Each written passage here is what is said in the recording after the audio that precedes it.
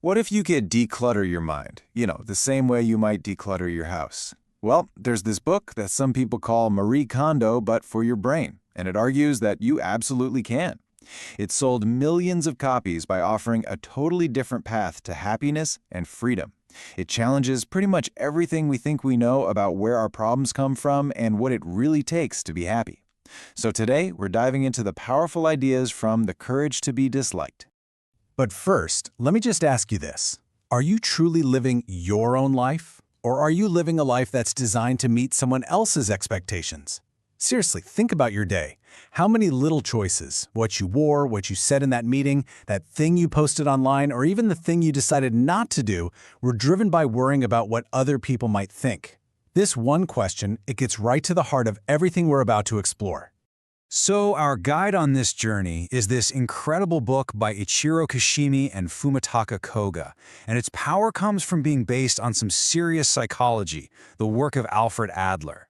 Now you've heard of Freud and Jung, right? Well, Adler was the third giant who basically founded modern psychology. But here's the thing. Unlike his peers who often focused on how our past traumas define us, Adler's ideas are all about the incredible power we have to shape our own lives right here in the present. And that brings us to the first, and for many, the most mind-bending idea in the entire book. It's a direct challenge to this belief we all have that we're just products of our past. Adlerian psychology says, nope. Your past has absolutely zero power to determine your present.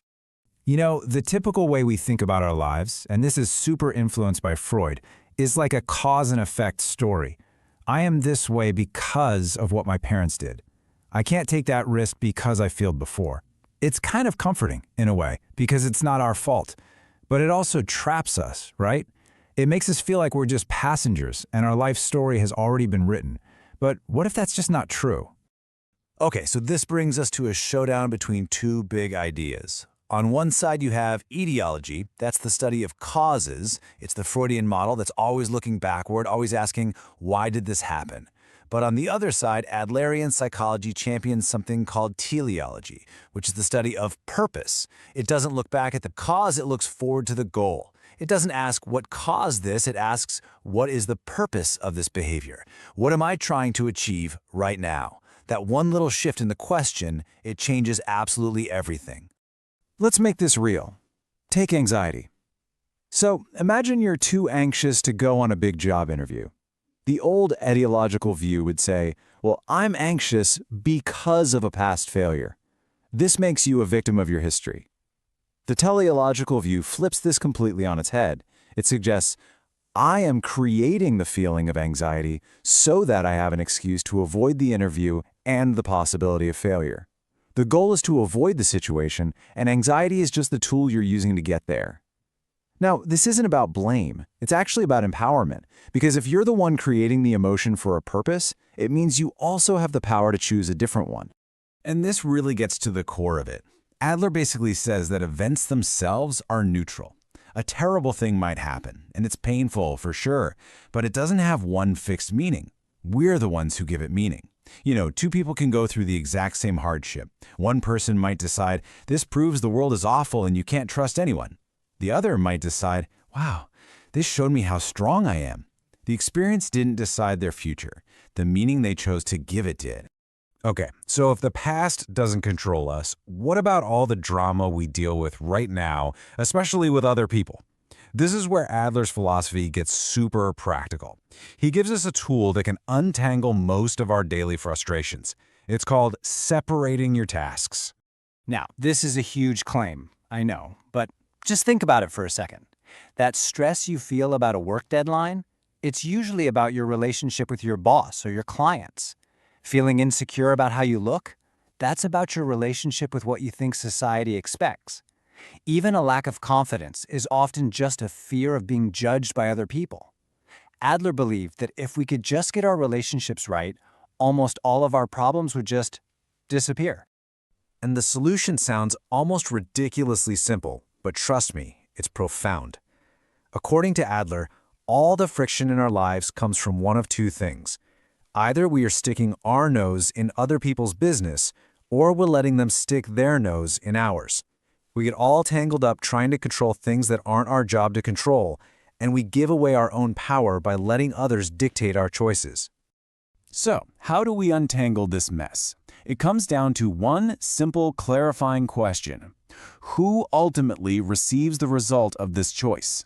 That's it. That person owns the task. Not who has an opinion on it, not who might be affected by it, but who directly bears the final consequence of the action. The book uses this perfect example of a parent trying to force their kid to study. Okay, let's use the question. Who ultimately gets the results of studying or not studying? The child, right? They get the grades, the knowledge, the future opportunities. So studying is the child's task. The parent, usually out of love, tries to take over. They nag, they punish, but in doing so, they are intruding on the child's task. And what that teaches the kid is that studying is something you do for other people. The parent's real task here is just to build trust and be there to help, but only if they're asked. And here it is. This is the part that is so incredibly liberating. What other people think of you, whether they like you, approve of your life choices, or judge you, that is their task. It's the result of their own values, their own mood, their own history. You have literally no control over it. Trying to manage their opinion of you is a full-time, exhausting, and impossible job. Your task, your only task, is to live your own life with integrity. So once you start separating tasks like this, it naturally starts to reshape how you connect with people. If we stop trying to control each other and stop living for everyone's approval, what's left? Well, that brings us to the next big idea: building horizontal relationships, not vertical ones. Just think about it for a second.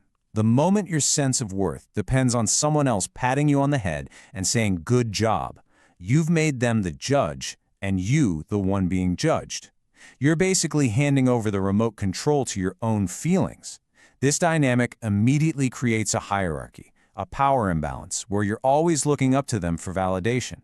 Adler says we tend to operate in one of two modes. Most of us are used to vertical relationships, where we see people as either above us or below us. This leads to competition and judgment, and our communication is all about praise or criticism. But what Adler wants us to strive for are horizontal relationships. These are based on mutual respect and equality. In these relationships, you see everyone as a comrade, a fellow traveler. So instead of a manager praising an employee from on high, they'd say, "Thank you so much, your work was a huge help." See the difference? It's not an evaluation, it's an expression of gratitude between equals. Okay, this is one of the toughest ideas in the whole book to swallow, because praise feels so good, right? But in this view, praise is really a judgment call from a superior to an inferior. It's a subtle way of saying, "You did what I wanted you to do." Adler suggests we should replace praise with encouragement.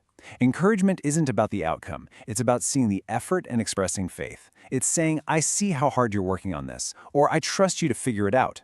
It builds self-reliance, not a dependency on someone else's approval. All right, so let's pull all these threads together. We've talked about how the past has no power, how our problems are really relationship problems that we can solve by separating tasks, and how we should aim for relationships between equals. Now, let's tie it all together to get to the book's central message about what true freedom and happiness really look like. We all say we want freedom, but what does that actually mean? Is it having a ton of money? Is it the freedom to do whatever you want whenever you want? The book argues that those are just circumstances. Real psychological freedom is something much, much deeper. And honestly, it's a lot more challenging. And there it is. That's the single most provocative sentence in the entire book. Let that sink in for a second. Freedom is being disliked by other people. I know it sounds harsh, maybe even a little antisocial, but it's not about trying to be unlikable. It's about what happens when you finally stop trying to live up to everyone else's expectations and you start living by your own principles. Think about it. If you are truly living your own life, it's a mathematical certainty that some people are not going to like it. They'll disapprove, they'll criticize you. In fact, if everyone likes you, that's actually a red flag. It's a sign that you're probably compromising yourself to please every single person, which is an impossible and totally inauthentic way to live. So being disliked by someone isn't a failure, it's the cost of freedom. It is the proof that you are finally walking your own path. So if freedom is the courage to be disliked, then what is happiness? Well, the answer is just as radical, and honestly, a lot simpler than you'd think. It's not about getting famous or being popular or having a lot of stuff. For Adler, happiness is profoundly simple. It is the feeling of contribution. It's that feeling that I am of use to someone. When you feel that you are contributing to the well-being of others, your family, your community, anyone, that's when you feel a deep sense of self-worth and belonging. That's happiness. And the path to get there has 3 crucial steps. First, it starts with self-acceptance. Not trying to be perfect, but just calmly accepting yourself, flaws and all. From that solid foundation, you can develop confidence in others, choosing to trust people and see them as your allies, not your enemies. And when you have those 2 things, you can naturally move to the final step, contribution to others, where you find your joy by being of service in your own unique way. And we end on this final, incredibly empowering idea. You don't have to wait for anyone else to change. You don't need anyone's permission to separate your tasks or to treat people as equals.